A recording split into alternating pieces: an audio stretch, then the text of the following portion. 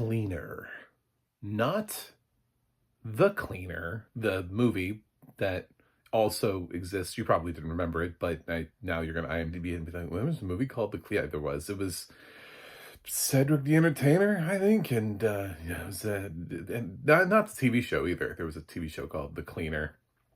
Not that, and not The Cleaning Lady, which is honestly has survived a lot longer than I thought it would on Fox. I don't really understand their model or who's watching it, but it kind of makes me jealous for a whole bunch of shows that got canceled on Fox and didn't get to run nearly as long as The Cleaning Lady.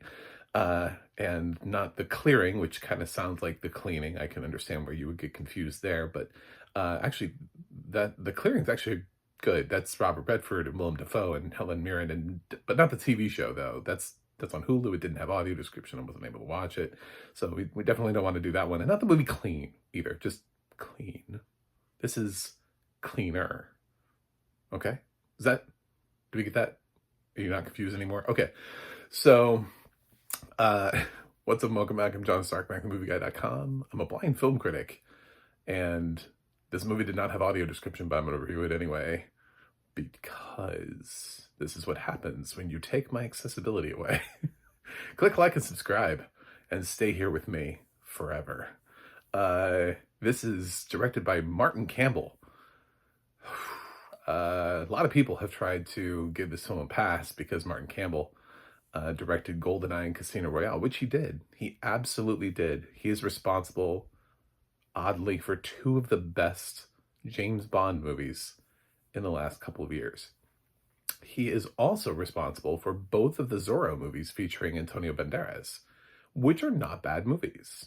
He is also responsible for everything that came after Casino Royale, which includes Green Lantern, Memory with Liam Neeson, last year's Dirty Angels, with Eva Green, and now Cleaner. He hasn't really made a good movie since Casino Royale, just if we're being honest. He also has some questionable movies in and around his schedule, including Beyond Borders, which I don't really have fond memories of, with Angelina Jolie and Clive Owen, which would explain why Clive Owen's in this movie.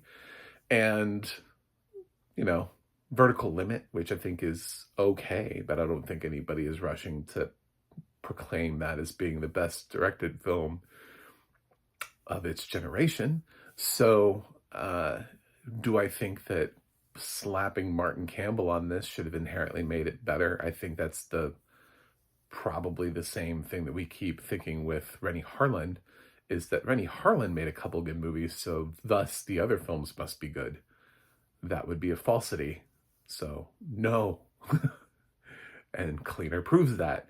It stars Daisy Ridley, not Clive Owen. This is one of those films where they really want you to think the bigger name is the star.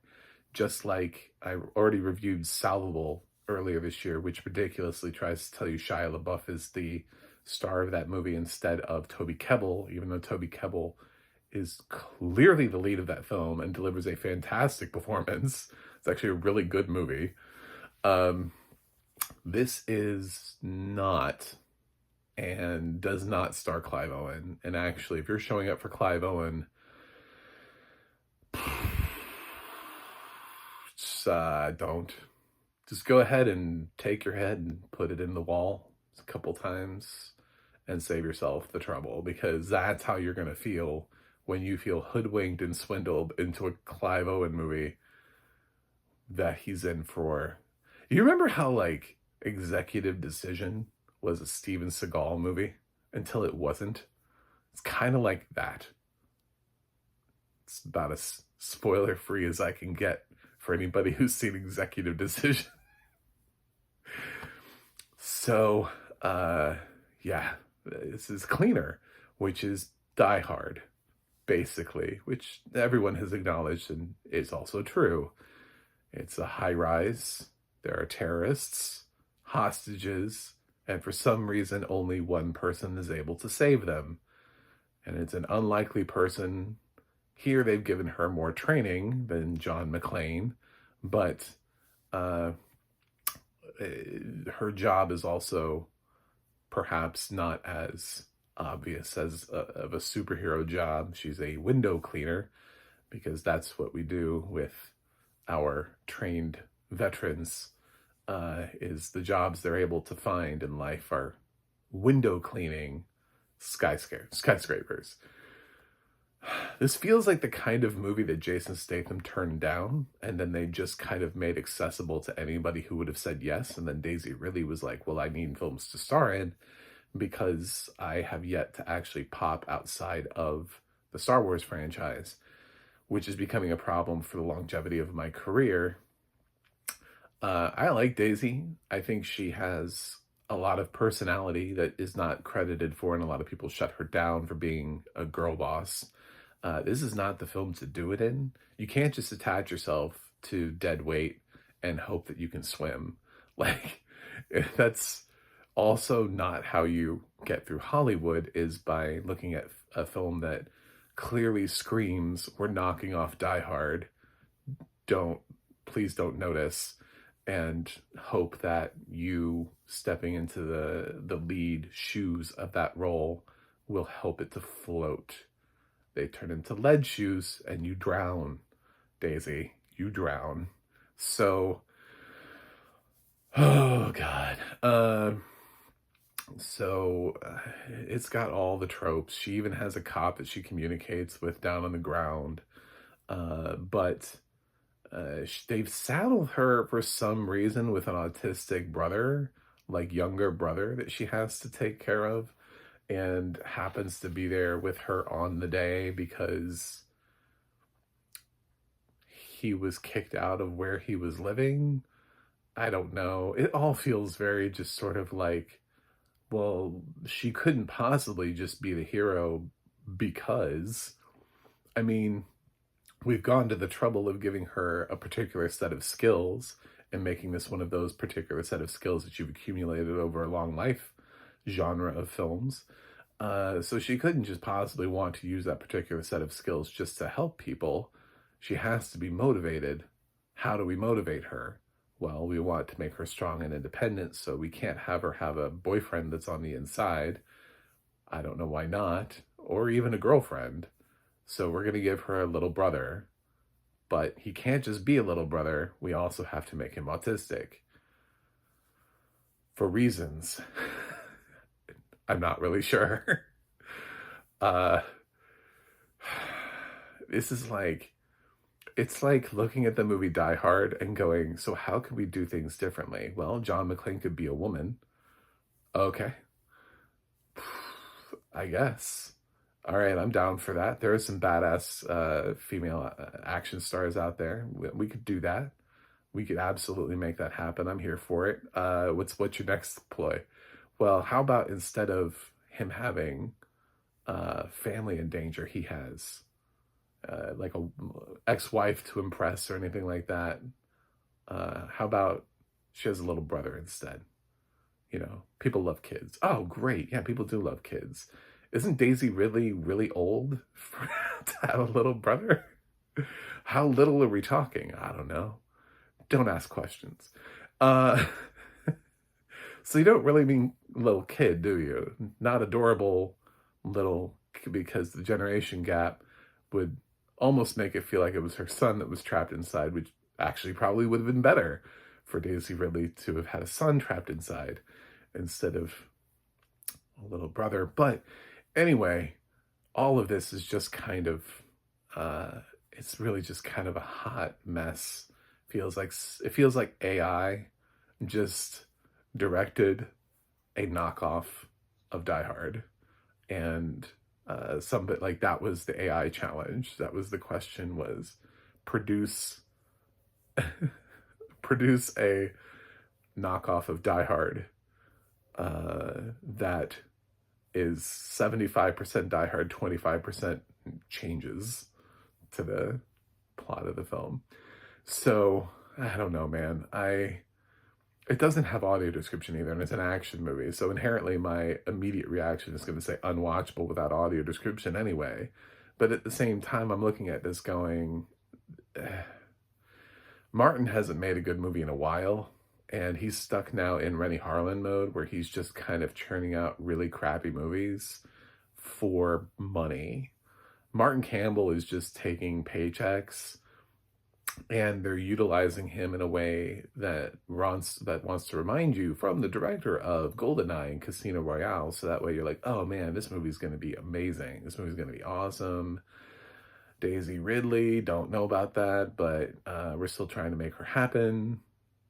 Some people will have feelings about that. I actually wish we were still trying to make her happen, just not in films like Cleaner. And then we'll slap on Clive Owen because we don't think Daisy Ridley can draw in people on her own. So we're going to pay Clive Owen some money to come in here for 5 seconds because he worked with Martin Campbell on a film years ago. So he'll likely be willing to be here for this. Payday. Yeah, I don't, there's nothing about Cleaner that's worth watching. Even if it had audio description, my recommendation is non-existent. It's not funny either. Like, that's the thing about Daisy Ridley, is that she hasn't really established herself one way or another. Bruce at the time when he was doing Die Hard was also doing stuff like Moonlighting. So he was sort of in this sort of genre loose, where he could do some comedy, he could also be believable in action, and it's not Jason Statham, I argue, was great in Spy. So I mean, he could do some comedy if directed in the right way, and this probably should have been a Jason Statham movie. They probably should have just unabashedly knocked off Die Hard, because the Jason Statham movies, it really just doesn't matter. Like, nobody ever cares that his films are all the same. They just keep watching them anyway. So I would have just made this a Jason Statham movie and had tried to hire Daisy Ridley into something else. So it feels like it. It feels like the kind of film. I mean, we're getting a Beekeeper too, so don't think too hard about the kinds of roles that Jason Statham would say yes or no to. I absolutely can see him on the side of a building as a window cleaner, trying to pretend like this is a natural thing for him. He's like, yeah, I'm a window cleaner. That's my Jason Statham impression. Should there be audio description? Absolutely. There should be audio description on everything, even on movies I don't like, on TV shows, because cinema is objective and subjective and redacted. It's just a whole bunch of things. It's everything. But just because I don't like something doesn't mean that other people shouldn't have access to it. So yeah, there should be audio description on this, and shame on you for not doing it. The amount of money that you paid Clive Owen to be in this movie could have easily paid for audio description. And I would argue that Clive Owen's presence in this movie is going to piss more people off than you think it's going to work to sell them on it. So you're just creating bad will. Like, if there's goodwill, there has to be bad will. So you're just creating that instead between you and your audience, and they're just then they go angry. Then they just go, well, and you think that you're like, well, we got you. No, because there's no one else in this film. Like, sometimes that works when there's like a stacked cast full of character actors that you recognize from all those other films. That's not really the case here. I don't know who else. I don't know who these people are. These are people who are all really happy to be in a movie with Clive Owen, Martin Campbell, and Daisy Ridley. So I got nothing for Cleaner. My grade would be unwatchable due to lack of audio description, but I don't really see a world in which the audio description comes in here and pushes this into a way in which I would recommend it or give it a fresh score. So this is probably sustainably somewhere below, like C or below. I think C is the ceiling with audio description. The best thing it could do would hope to get it to a C. But yeah, I'm not a fan. Sorry, sports fans. Cleaner is actually not good. It's not just a whole bunch of internet trolls. It really just is kind of a lame adaptation of Die Hard with some changes and a hook at the beginning to try to weasel you in there. And then they rip the rug out from underneath you. And then also And it's directed by somebody who arguably hasn't made a good movie in almost, God, 20 years. Casino Royale was 2006. So I'm basically calling out Martin Campbell for not having made a decent movie in the last 20 years. Anyway, thanks for watching. Thanks for subscribing. And I'll see you guys on the other side.